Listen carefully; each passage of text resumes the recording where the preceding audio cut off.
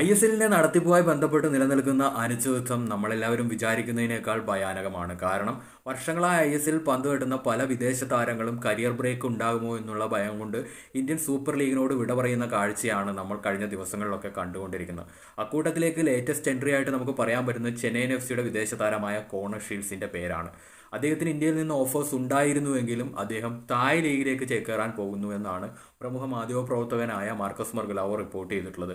അതിന്റെ കാരണം Indian super ലീഗിൽ നിലനിൽക്കുന്ന അനിശ്ചിതത്വം തന്നെയാണ്.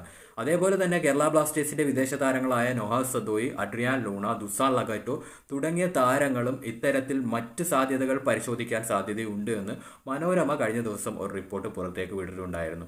താരങ്ങളുടെ കരിയർ ബ്രേക്ക് ആകുന്ന കാരണമാണ് ഇത്തരത്തിലൊരു തീരുമാനത്തിലേക്ക് വിദേശ താരങ്ങൾ പോകാൻ കാരണമായിട്ടുള്ളതെന്നാണ് പുറത്തേക്ക് വരുന്ന മറ്റു പല റിപ്പോർട്ടുകളും സൂചിപ്പിക്കുന്നത്. കേരള ബ്ലാസ്റ്റേഴ്സ് ആണെങ്കിൽ തങ്ങളുടെ വിദേശ താരങ്ങളെ ക്ലബിനോടൊപ്പം തളച്ചിടാൻ ആഗ്രഹിക്കുന്നില്ല എന്നുള്ള കാര്യം അവരോട് വ്യക്തമാക്കിയിട്ടുണ്ട്. ട്രാൻസ്ഫർ ജാലകം ഓഗസ്റ്റ് 31-നാണ് അവസാനിക്കുന്നത്.